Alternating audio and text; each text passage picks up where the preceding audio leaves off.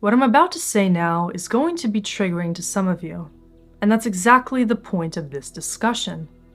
To create some controversy, to spark the dynamic within you which will reveal the actual mechanisms of conscious expansion. Consciousness is a very paradoxical phenomenon, as I've talked about many times.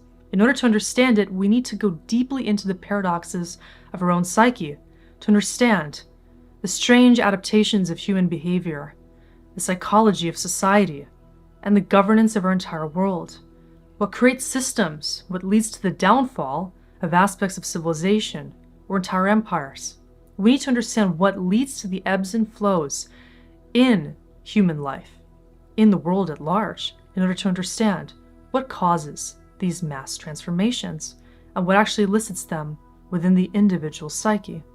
The reason why this is so important to understand is because if we can understand the larger mechanism of action, we can understand what compels that change, why we need to get to a certain point as a global civilization in order to achieve change. Why do we have to hit this critical mass of unconsciousness in order to achieve personal transformation? Why is it that we need to manifest destruction, cataclysm, catastrophe in order for us to wake up to the need to achieve integrated awareness? I think the answer is found in something especially paradoxical, which is that we may want that transformation. We may want to achieve a certain unifying cause, be it integration, non-judgment, love, equality. But are we willing to do what it takes to actually align with these values? Or is the only way to align with these values to realize when the biased perspective that thinks it is integrating them in a false way actually proves to be futile? And what we're left with is the separation between the conscious mind and the subconscious programming, which is preventing that equality, unity, love, or togetherness from actually taking form. What I'm describing now is the complexity of conscious experience. It's the reason why you may want love, for example, but you subconsciously may oppose it. It's the reason why you may choose to see the world in a non-dual way, but in reality, you're still perpetuating anger, destruction, fear, or separation within yourself. It's the contradictory alignment of these different beliefs, values, intentions, or principles within your own consciousness which leads to the issues in your reality. And it's not just you or us on an individual level that are dealing with this.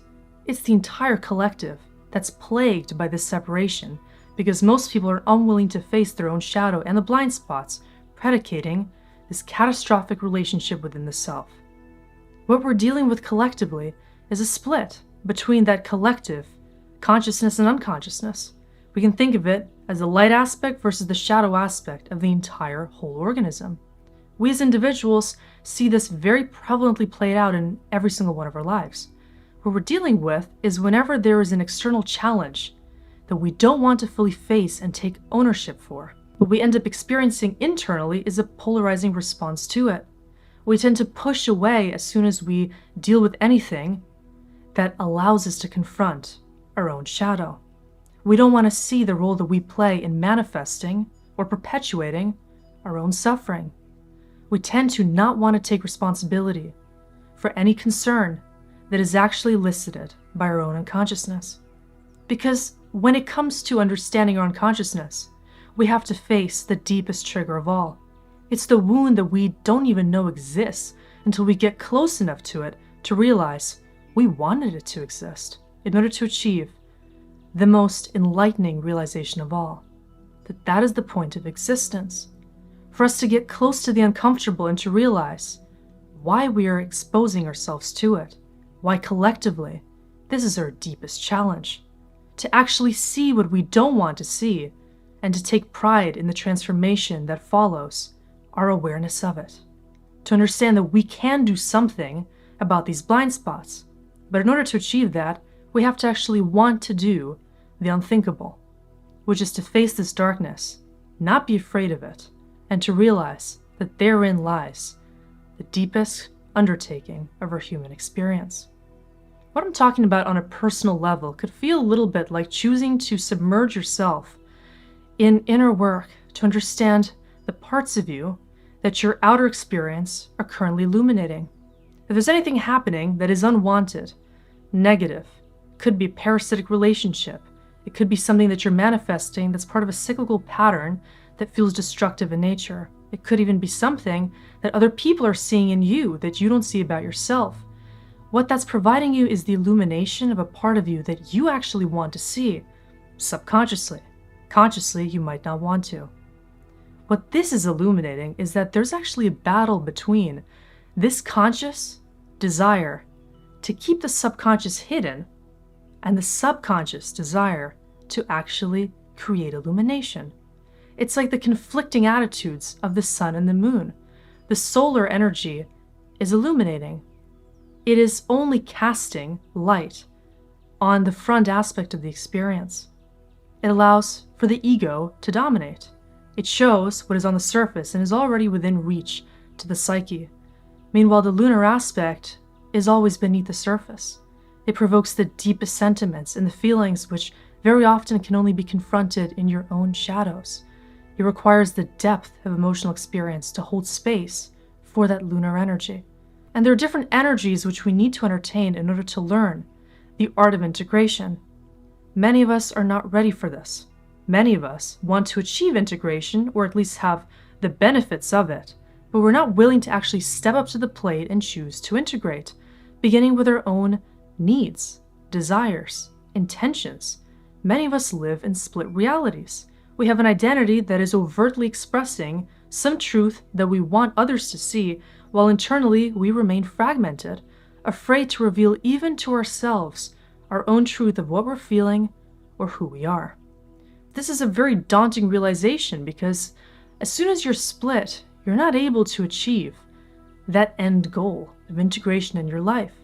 The only way to hold space for the transformation you want to see in the world is by choosing to live in your integrity, as there's this pathway to achieving integration which needs to be factored into your own journey. Whatever's coming up in your immediate surroundings is already the perpetuation of karma that needs to be associated with fully. We have to integrate first and foremost what's currently in our field, our current relations, our current mindset, our health, our values, everything that we're currently dealing with. If there's anything that we want to resist or oppose, we still haven't figured out why it is that we're actually dealing with it. And once we can deal with that immediate vicinity of our reality, understanding everything that is currently in our field is intentional, we can then move on to taking on larger challenges in our family, in our communities, and in the world at large to understand our crucial task as human beings in this day and age. Now, there is also something very peculiar about this need to integrate, which seems to be universally accepted, but in reality it isn't. And it comes down to the nature of freedom of speech. Most of us, we want freedom of speech. We're quick to say that this is a basic right which needs to be defended. Freedom of speech seems to be something that everybody must have and would happily benefit from. However, let's consider as a default that freedom of speech already exists. Let's just assume that because we're having this multidimensional experience, even in the Matrix, dealing with so many different perspectives, viewpoints, different angles, and presentations of other conscious awareness coming through in the world around us, we have the ability to give ourselves the freedom to take in every other modem of communication. We have the ability to articulate our truth. We have the ability to synthesize other truths. The question is, why don't we? What this is really revealing to us is that regardless of the freedom of speech that we do or don't have, we as humans with egos tend to limit our own access to freedom of speech by obfuscating our own ability to live in it, to abide by the qualities of these core tenets of freedom, which would require us to stay open-minded, to stay humble, to choose to integrate, and to be okay with different opinions, because that's ultimately how consciousness expands. If we realize that it is our core undertaking to get to the point where we sacrifice our ego to understand that taking in all these other viewpoints is the only way that we can even understand the point of the human experience, we wouldn't have to live with any opposition. We wouldn't need to deny any perspectives. We would realize that freedom of speech already does exist. Problem is, it is people, collectively, that have denied themselves access to it, which has led to the oppression of freedom on a mass scale. I believe the reason why we are collectively manifesting these wounds plaguing our planet, limiting human rights, is because individually we are doing this to ourselves. We don't actually want to surrender our egos in pursuit of a higher goal. We aren't actually ready to take in all these other triggers in the world around us to understand where we're still upholding these pain points within ourselves. We don't yet want to let go of the resistance to love, to non-duality, to true freedom and unconditionality, because we're so stuck in our own shadow that we can't see that we are actually sustaining it. And it's when we wake up to the fact that we are all perpetuating these patterns through our own personal blind spots that we can realize there's nothing to wait for to change externally. Everything will change as soon as we realize we have to be ready for that change to manifest. The duality in our lives because of this is absolutely astonishing. Most people live at least a double life. They have an alter ego which they can access at their own leisure in order to experience a part of them that is more connected to their own soul. It's where they can actually find solace in themselves and rescue themselves from the noise and falsity of their outer reality. Most people don't even realize where they are creating even deeper fragments from that in their external persona, showing up in different ways based on different situations, just as the need arises to be a certain archetype of the self that deals with the needs that reality presents. But if we start to see this entire realm as this mirror that's allowing us to more deeply understand how to integrate, how to unify, we can actually start to carve out the empathy in our hearts to understand how to achieve that. And it's not going to come through an external solution. Another wake-up call is realizing that when most people talk about non-duality, they're still discussing it from the vantage point of somebody that has completely transcended duality, which is the illusion. If we're choosing to polarize against duality, or choosing to assert that we have found the right way to understand non-duality, we've already missed the point, which is in understanding that we can never really get to a point of enlightenment, or non-duality, or total freedom. The closest that we can get to these values is by choosing to surrender to an experience of constantly being open to the assimilation of new data points in our reality. Imagine your field is constantly expanding as you choose to reveal to yourself new truths that will come in every single day, potentially in every single moment, if you choose to just become this wave of consciousness that sweeps into your reality, understanding that everything currently coming into your field is intentional and coming in to serve this purpose of expansion, to teach you the lesson of unconditional love. This means absolutely anything can be seen through this perspective. But what's paradoxically happening is that people are choosing to achieve the set objective without choosing to embody this energy of the wave. They're not choosing to depolarize within themselves, and they're limiting themselves to the blinders of their ego to stay fixed in the rigidity of what they want to allow in their world. This is not an approach that speaks of freedom of speech. This is not an approach that consciousness as a divine source of this higher intelligent truth would embody. There is no expansion in this egoic need to confine yourself to what you think you know about reality. Because at the end of the day, we don't know anything if we think we've gotten it all. What's important to master in this awareness of the constant pendulum swinging of consciousness is that it's always going to change. And if we become okay with the ebb and flow of life, we can effectively find the middle point.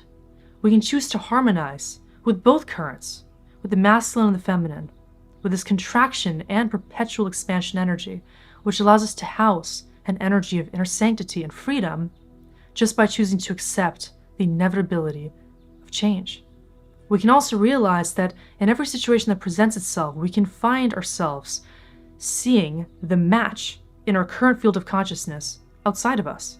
So if we're still attracting a certain lower level experience, something that feels triggering, polarizing, depleting of our life force energy, we must come to understand why we've attracted it.